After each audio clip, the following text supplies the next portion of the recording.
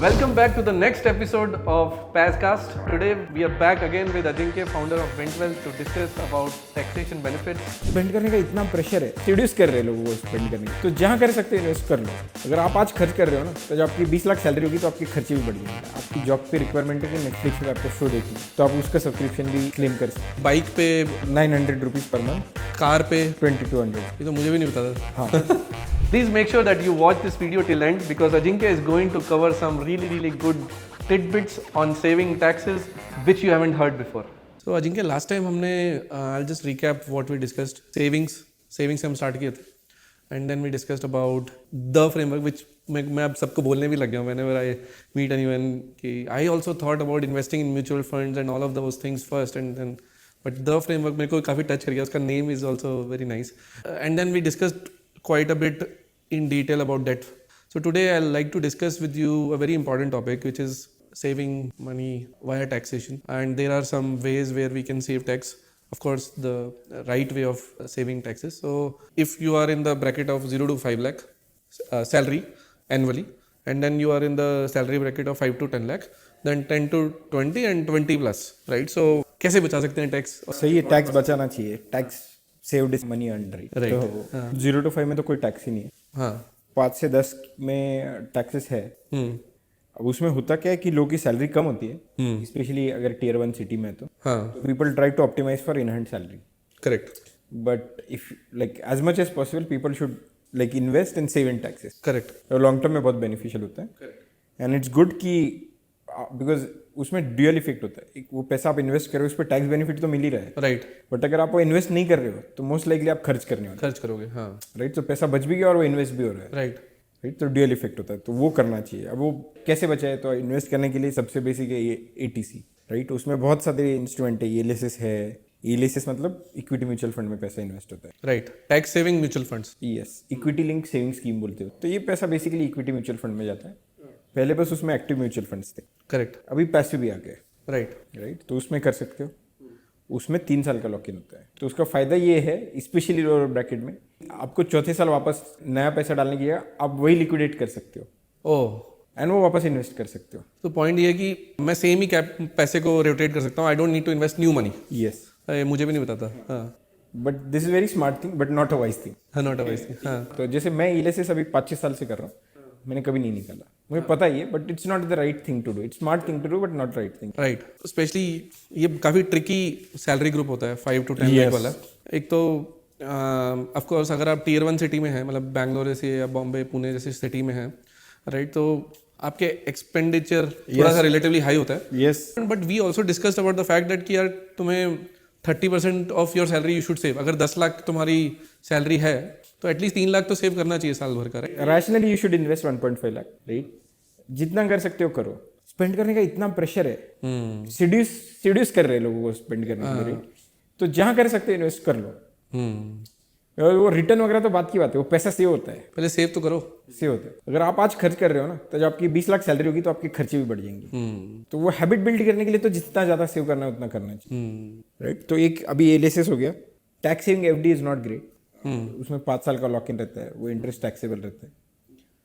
Another option is EPF, employ provident fund. Yes. 2 type के PF होते हैं, एक लाइक एम्प्लॉय साइड से होता है, एक एम्प्लॉयर साइड से होता है। तीसरा जो बहुत सारे लोगों को नहीं पता होता, which is the great option, is VPF। VPF, yes, VPF क्या होता है? Voluntary provident fund. उसमें इंटरेस्ट रेट हमेशा 1% ज़्यादा रहता है जनरली PPF के हिसाब से, ओह, राइट? उसमें लॉक इन 5 ही साल का रहता है। अच्छा, ये तो मुझे भी नहीं पता था। हाँ, राइट? और वो आपकी सैलरी से डिडक्ट होता है, आपको बस एक HR को फॉर्म भर के देना पड़ता है। अच्छा, वो बेस्ट है क्योंकि सैलरी जब हाथ में नहीं आया पैसा तो। हाँ, यही मेजर ऑप्शन है। वैसे देखने के लिए ऑप्शन बहुत नीचे बहुत है कि इंश्योरेंस भी करो, यूलिप भी करो, वो कभी करनी नहीं चाहिए। यूलिप तो कभी हाथ नहीं लगाना चाहिए। इन हैंड ही कम ले लो, पहले से ही कट जाए तो बहुत अच्छा है। जैसे EPF is a good option. मैंने 21 साल की उम्र से स्टार्ट कर लिया था। एक इंस्ट्रूमेंट में डालता था जिसका हमने अभी डिस्कशन नहीं किया, विच वॉज PPF। उसमें 1.5 लाख रुपए डालता ही था। मतलब अभी वो काफ़ी पैसा बन गया है। अभी करते करते 10 साल में वो कंपाउंड, अब थोड़ा इंटरेस्ट रेट कम हो गया पर पहले काफ़ी ज़्यादा था interest rate. I think ELSS you still feel is the best because less lock in and. देखो, लॉक इन तो देखना ही नहीं चाहिए क्योंकि ELSS एनीवे इक्विटी लिंक्ड है, राइट? तो वो अगर आप डाल रहे हो तो 10 साल के हिसाब से ही डालना चाहिए। हाँ, लॉन्ग टर्म ही। 3 साल में तो नीचे भी जा सकता है। फिर ईपीएफ टाइप के किसी में वीपीएफ में डाल, हाँ, तो मुझे ये अच्छे लगते हैं दोनों। डेट टाइप से वो। हाँ, पर डेट टाइप पे फिक्स है, 5 साल का लॉक इन है। And secondly NPS, national pension scheme जो होता है, what are your thoughts on that? अब उसको कोई एग्जैक्ट यस और नो आंसर नहीं है। हाँ, मैं क्यों करता हूँ, पैसा सेव होता है। बस। मैंने बहुत लोगों को ये देखा है कि खुद की डिसिप्लिन बिल्ड करना hardly 10% of the people are able to do it, right? I give an example. One of my friend, I told him you should buy a house. I know it's not a good financial decision, but he spend so much on partying. तो मतलब जब तेरा EMI first महीने 1 तारीख को चला जाएगा ना, तेरे पास पैसा ही नहीं रहेगा। तो वो डिसिप्लिन एक्सटर्नल आती है ना, तो वो हैबिट बनती है धीरे धीरे। खुद से जब चॉइस होती है तब हैबिट बनाना मुश्किल है बहुत। I think at least 5 to 10 lakh में ये 2 कर लेंगे तो आपका कम से कम 40,000 रुपये टैक्स बच जाएगा और पैसा इन्वेस्ट भी हो जाएगा, right? Yes. But if you go from 10 to 20 lakh, like उसके परस्पेक्टिव से what do you feel, how can I optimise more on tax saving? उधर है ना, कैश फ्लो से इतना इफेक्ट नहीं आता। तो मुझे तो लगता है जो मिल रहा है वो करना चाहिए, सब इन्वेस्ट करो। एटीसी करना चाहिए, ईपीएफ पूरा फायदा उठाना चाहिए, एटीसीसीडी में जो एनपीएस है वो करना चाहिए। एनपीएस नो ब्रेनर है, करना ही चाहिए, करना ही चाहिए। तो and this is very very important. It creates first 2-3 benefits. It creates good habit. It helps you helps you teach how to save money in your life and save tax. अब उसके बाद और क्या ऑप्शंस लगते हैं कि whereas a salaried employed I can? तो ये तो सब इन्वेस्टमेंट के हो गए। हाँ, अभी डिडक्शन पे आते हैं। एक अपना स्टैंडर्ड होता है house rent allowance, correct, right? कई बार लोग है ना, जितना स्पेशली हायर साइड पे ना, लोग एचआरए क्लेम नहीं कर पाते। उसका अलाउंस होता है 40,000, बट आप रेंट दे ही रहे हो 10-15,000, correct? You can pay rent to your parents. It will be in their income, but if they don't have any income, it will be nil income. मतलब वो 0% tax bracket. Right. So you can claim by paying parents. And that is fine. That is fine. They have to also file tax. हाँ, अगर they are in tax bracket. हाँ. Right. नहीं, अगर zero भी आ रहा है टैक्स तो they have to file that. ITR तो फाइल कर। हाँ, but you can claim that. A lot of people don't know, but you can do it. But HRA मुझे कितना मिल जाएगा? फॉर एग्जाम्पल मेरी मान लो 20 लाख की सैलरी है, right? So if I am earning 20 lakhs, तो generally what is my HRA component maximum? अब वो उसका जो एचआरए का मैक्सिमम अलाउड है ना, वो बहुत कॉम्प्लेक्स कैलकुलेशन, बट वो आपके पे स्लिप पे रहेगी। Claim as much as you can, मतलब वेरी सिंपल, वेरी सिंपल। मतलब क्यों, let's keep our pretty simple. Now I will ask from, like I stay on rent, the rent agreement is with both me and my wife. How can we optimise so that we both can claim HRA? तो इसमें 2 cases है। एक है कि आपका HRA कम है, rent ज़्यादा है, हाँ, राइट? तो दोनों क्लेम कर सकते हो, बट ये जनरली होता नहीं, उल्टा होता है। हाँ, एचआरए बहुत ज़्यादा होता है और रेंट कम होता है उसके हिसाब से। तो दोनों अर्निंग है, दोनों पोटेंशियली अगर 30% टैक्स ब्रैकेट में। हाँ, तो इसका रूल सिंपल है कि पहले क्लेम जो है, जिसका कम सैलरी उसको करना चाहिए। उसकी जो रूल है कि बेसिक का 10% डिडक्शन, वो हम कॉम्प्लेक्सिटी में नहीं जाते, बट थंब रूल इज जिसका कम सैलरी है उसको करना चाहिए, क्लेम करना चाहिए। हाँ, और उसके बाद कुछ बचता है, आपके पेरेंट्स नॉन अर्निंग है, तो 2 लोग हैं तो 2 प्लेसेस दिखा सकते हैं, राइट? ठीक है, करेक्ट। तो वहाँ से भी आप क्लेम कर सकते तो आप पेरेंट्स को रेंट पे कर सकते हो। This is very interesting. I never thought that अभी मेरी खुद की फैमिली में only one of us is taking benefit of HRA component, so never thought कि I can pay rent to my parents. What I also generally like I have seen people recommending is also pay that money, just don't claim it. हाँ, तो parents को वैसे भी we when they are like yes, we transfer money, right? So because to make sure that their finances are also yeah, sorted. we keep visiting parents home, right? For staying, so yeah, so very interesting. So एक आपका I think we covered NPS, investment component हो गए, HRA हो गए, उसके बाद और क्या? और डिडक्शंस है। हाँ, आपका टर्म इंश्योरेंस का डिडक्शन होता है, हेल्थ इंश्योरेंस का डिडक्शन होता है, स्टैंडर्ड डिडक्शन होता है कि 50,000 का एक स्टैंडर्ड डिडक्शन होता है। हाँ, हाँ, हाँ, फिर आपका टर्म इंश्योरेंस आपका, आपके स्पाउस का, पेरेंट्स का भी कवर्ड होता है उसमें, करेक्ट, चिल्ड्रन का भी कवर होता है, करेक्ट, हेल्थ इंश्योरेंस कवर होता है, करेक्ट। तो ये सब डिडक्शन लेनी ही चाहिए। तो उसमें मैं कितना और पैसा बचा सकता हूँ? हेल्थ इंश्योरेंस 25,000 तक का होता है, हाँ, राइट? तो आप, आपकी स्पाउस, आपके चिल्ड्रन एंड आपके पेरेंट्स, करेक्ट, तो इतना बड़ा आप ले सकते हो। जो बहुत अनकॉमन डिडक्शन है और 2, वो एक है कि आपके जॉब रिलेटेड जो एक्सपेंस है वो आप क्लेम कर सकते हो। जैसे आप मार्केटिंग में हो एंड आपकी जॉब पे रिक्वायरमेंट है कि नेटफ्लिक्स पे आपको शो देखने हैं फॉर एग्जांपल, तो आप उसका सब्सक्रिप्शन भी क्लेम कर सकते हो। करेक्ट। ये इसके लिए आपका एचआर से परमिशन लगती है, मतलब कंपनी से परमिशन लगती है। राइट। वो कुछ भी सब्सक्रिप्शन होता है, न्यूज़पेपर सब्सक्रिप्शन हो सकता है, राइट, कोई प्रीमियम सॉफ्टवेयर का सब्सक्रिप्शन हो सकता है, राइट, कोई अमेजॉन प्राइम का भी सब्सक्रिप्शन हो सकता है फॉर एग्जांपल। Right, right. तो ये है, ये एक डिडक्शन जो काफ़ी लोगों को नहीं पता होता। करेक्ट। अपस्किलिंग के लिए जो नहीं, ये तो जॉब के लिए। दूसरा डिडक्शन अपस्किलिंग के लिए, कि आपने अपस्किलिंग के लिए कोई कोर्स कर लिया, हाँ, कोई, तो उसका भी आप डिडक्शन ले सकते हो अगर आपकी कंपनी अलाउ करती है, करेक्ट करेक्ट करेक्ट। राइट? ये कंपनी अलाउ करने पे हाँ, बट जनरली करती हैं करती है कंपनी, जैसे एज लॉन्ग एज रीजनेबल करते हैं। करती हैं। जैसे health checkup, annual health checkup में भी 5000। हेल्थ का मतलब लोग क्लेम करना रह जाते, खर्चा होता है उसका, हाँ हाँ हाँ। बट वो क्लेम करना रह जाते हैं, वो 5000 का deduction. And I think company employees should also ask for benefits from the company, which are flexible benefits.